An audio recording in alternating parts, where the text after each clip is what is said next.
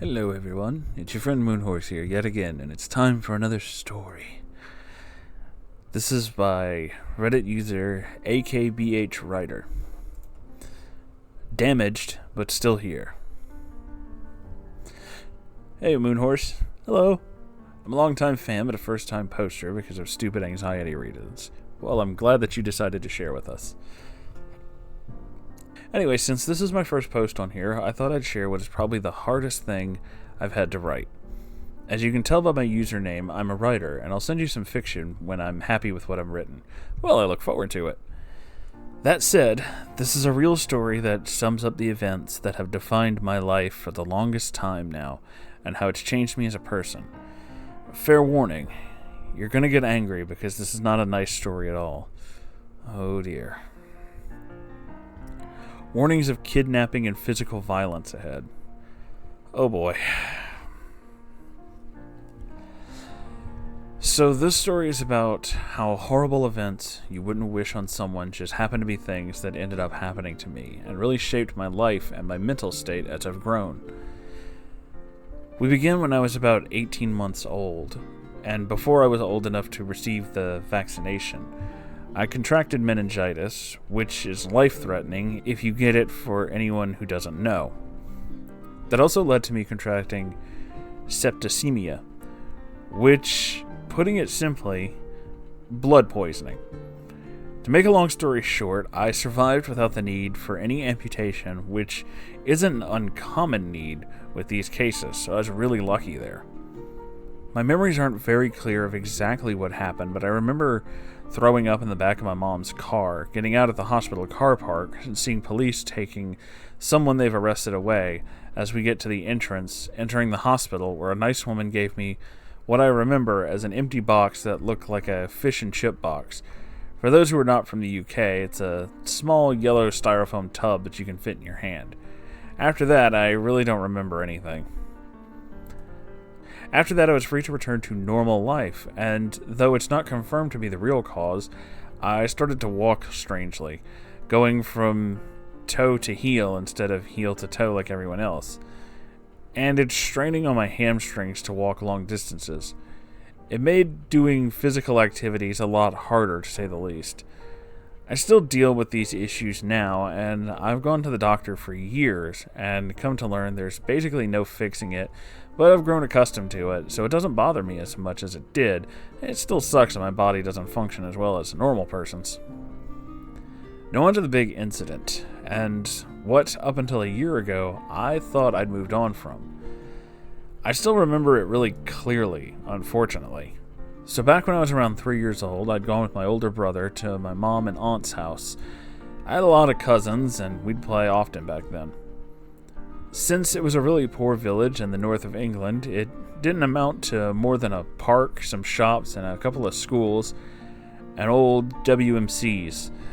They're social clubs where workers who live there drink. Think a pub/bar that runs events and members pay a fee. Most of the village is just houses, though. Basically, there's nothing to do since these places aren't giving a shit about anybody or anyone in a position of real power, and they only exist to house laborers. Anyway, since there's nothing to do but play on the streets or in our back garden, we opted for the latter and played hide and seek. I decided to hide in a small gap between a fence and the shed. I thought they'd never find me if I hid there, and unfortunately for me, that is exactly what happened. As I hid, the gap I hid in extended back to a gap in the fence, and the shed was in the corner. Two older boys, they were about 10 or 11, told me that they were in year 6 in primary school when I asked them a question of how old they were later. The smartest thing I did in that situation, because I remember their full names after the incident. They dragged me off with them out of the garden and onto the streets and asked me questions like my name, which I stupidly answered, and a couple of others. While I was shouting, "I want my mom," at them because she's the only person I wanted to see in that moment, they had a hold of my arms and were making me walk with them somewhere and lied to me by saying they were taking me to her. Oh boy. Eventually, they led me to a far entrance of the woods and took me inside. Once there, they walked a short ways in, basically dragging me at this point. I was doing my best to resist, but nowhere near strong enough or big enough, sadly. We came to a large muddy puddle that was in a nearby horse field that they made me climb through the barbed wire fence. That's when they decided they'd had their fun and they left me alone, laughing as they left. I was cold and wet and I couldn't stop crying at that point. I probably stood in the warm sun for a minute or two before the idea came to me that I could climb through and leave, try to find my way back to my mom somehow. Things got better from there, though, at least for the immediate future after this. As I walked back the way I came, a Labrador/Golden Retriever came running up to me, wagging his tail happily while I looked at him teary-eyed. A few seconds later, an old woman came up the same way and saw me and came over to see what was up, when she saw the crying kid soaked in muddy clothing. I fought through the tears to tell her what the older boys had done, and she asked me where my house was and told me she'd take me back there. I was lucky I was found by that woman and the dog. They took me back home, and she did her best to make me feel safe as we walked. Eventually, I arrived home and told my dad, who was at home, what happened. From there, my mom was contacted, and she had no clue what happened, as did none of my cousins, or that I was even gone. I mentioned earlier that I remember their names. This was their full names. My dad was furious that this happened and called the police. After that, I recounted what happened and told the police their names and the year they were in at school, and that was that. For everyone else, that is. The boys that did that were dealt with. I don't know whatever happened to them after that, and I'm fine not knowing. Everyone moved on from that incident thinking it was resolved, and no one, not even myself until some time ago, noticed the impact it had on me from experiencing this trauma. I'll save explaining that until I go over the next part, which worsened things significantly. My dad overreacted to the incident. He stopped letting me go outside unless I stayed in the back garden, different one from my aunt's, so no gaps, or didn't venture past the drive. Anytime I did get to the end of the drive, I felt a tightening in my chest and physically, or maybe psychologically, couldn't put a foot past it. He and my mom divorced for other reasons, and this rule continued late into my teens. He was controlling and punished me with a smack or shouted at me whenever I acted like anything other than an obedient child. I have a bitter resentment for him now, but I still live with him sometimes, and somehow can't find myself to hate him outright. You can do that all you want for me if you want. So that's the biggest incident in my life to impact me mentally, and what came after makes it worse. With those restrictions in place, I became introverted, afraid to speak my own opinions, and spent my time constantly indoors. School was the only time I could see friends for a long time, unless I went to their houses, and was honestly a break from that house.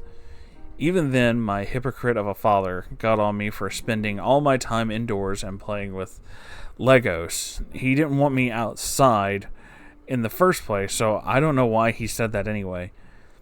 He got on at me for being at the computer too much when I finally bought my own and when I got into secondary school, but what else was I supposed to do? Go to a badly maintained back garden with nothing in it?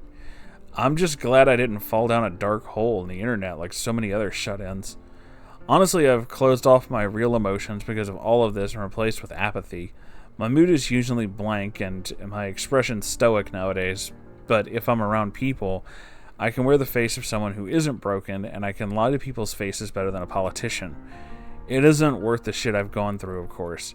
People who meet me usually note that I look like I'm going to cry, but maybe that's because my real emotions surfacing a little, but I cut those off so long ago that I don't know anymore. Now I've got the hard part out of the way, I'll tell you about something better. For about 10 years now, I've been doing karate. Wado Ryu. I don't think I said that right. If anyone's interested in the style. I started off wanting to do it because a kid I knew in my class was bragging about medals he got for doing that, and I said I wanted to try it to my dad. Little did I know, before this, he had done it before he met my mom and was thrilled with the idea, so he found this local dojo. I think I actually found something I was passionate about there for once in my life. Unlike other sports, it was something I could do, and after a brief period where I couldn't do it for medical reasons, I stuck with it and did my best to keep progressing. In about June of 2015, I got my black belt, and it was the best day of my life. It was physically exhausting as hell, but I achieved something that if you're willing to learn from a legit dojo, few people achieve. My dojo was rare in that we did everything full contact, and our sparring was full contact and didn't stop until one fighter couldn't fight or a sensei stopped it so others could have a chance to spar. Honestly, I think without karate in my life, I would still have felt weak, like an invalid, unable to do anything for myself. It was my first step towards independence as a person, and thanks to the realistic training, I knew how fights could actually be if I ever ended up in one and could defend myself to a degree. I guess my selfish want of medals paid off in an even better way. I've never even participated in competitions to win a medal, funny enough.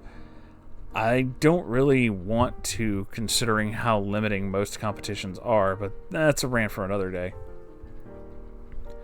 Maybe if I hadn't started training, I'd have the incel black pill mindset with me right now.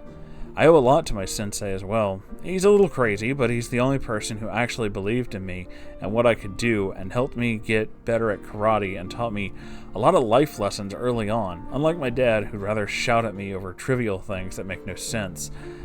I think it also helped me to learn to think for myself and form my own opinions rather than siding with the masses on one side or another, but I'm still reluctant to express my opinions to others, even if there's no actual harm in what I say or believe. I don't like to hurt others because, as you've read, I know what it's like to get hurt, so I try to be the best person I can be around others and keep them content. Maybe it's a way of avoiding conflict, but it's pathological at this point, so I really can't help it. That's all I can really say about my past and how it shaped me as a person, for better or worse. Right now I'm 20 years old and about to return to university after a gap year to deal with some personal problems that were probably caused by one of the things I've been through. I have anxiety and a fear of strangers after what happened, and I don't trust anyone now thanks to the people I've generally interacted with being unreliable, but there's nothing noteworthy to say about them. Because of all this, meeting new people is difficult for me to do, and it's usually their decision whether or not to talk to me. I feel like something inside me is fundamentally broken, and no amount of anything is going to fix it. I swore off dating for the longest time now without experiencing it, because I feel like I have too many problems mentally and physically, and I don't want to burden anyone else with the weight of what I'm carrying. After all the dependence on others I had to go through without it being my choice, I want to be able to do things on my own, and I feel like I'd just be relying on someone else for everything again, and I don't want that. I want to be my own person, and I wouldn't mind finding someone if it's right, but I feel like I'm damaged goods at this point. I feel like now I've hit my second decade in life, I need to change things about myself for the better, but I don't even know where to start. This is honestly the first time I've told anyone the full story about what's changed me the most. Maybe it's fitting that I put this on the internet and then that you, Moonhorse, read this. I told a couple of friends last year about the kidnapping incident, and only as I recounted what happened did I realize how much of a hole that one trauma had left in me. I can't exactly tell you why I decided to come out and reveal all this on the internet, even if this is a small community. There's probably a selfish reason in there, but anyone reading this on Reddit or listening to Moonhorse right now has been through past traumas and of any kind and haven't spoken about it. It might do you some good to tell someone. It can be Moonhorse or someone you know personally and trust, but it's your choice whether or not you do it. I know that this community is a great one, and it's always supportive of those who need it because it's full of great people. Thanks for reading, Moonhorse, and I'll take any words you and the community have into mind, and I'm willing to answer any questions within reason, since I'm not really doing this anonymously, since my username is the one I'm using for public stuff, and my YouTube account is literally my name, but things that identify my exact location and other people are a no-go, of course. That's all I have to say about this, but like I said at the beginning, I'll be sending you some fiction when I'm happy with it, that I really wanted to do when you started reading the Denko saga, so thanks for reading this. Whew, that's a hell of a story, man. Oh, goodness. Wow. I am, first off, I just want to say that I am really, really sorry you had to go through all that. That is horrible. It's fucking kids. Jeez. But as for changing things in your life and, making things different, making things better, I gotta be honest with you, it sounds like you're already doing it. I know it doesn't seem like much, but telling this story, putting it out there, working to better yourself, and doing these things because, not just because they're better for yourself, but also because you enjoy them, that's a huge deal. taking those steps means a lot, and it's not easy. Going through trauma and getting over it is also incredibly difficult, but it seems to me that you're doing an incredibly good job at it. I am honestly really impressed and happy with you. And I hope you're proud of yourself, because you should be. It's an amazing story that you just told, and I'm really happy that you decided to share it with us. And this really goes for everybody. If you're having any kind of problems, like they said, don't feel bad to talk. You know, reach out to somebody. It doesn't have to be, it doesn't have to be me. It could be anybody you feel more comfortable with. It could be anybody, really. Just find someone who you feel comfortable with and reach out to them. And I gotta say, writer, I guess that's the best way to put this. A lot of people may give you, flack for your decision when it comes to dating, like, oh, you're not, whatever. I don't think you're damaged goods, but I respect your understanding of wanting to do things the way you're doing them.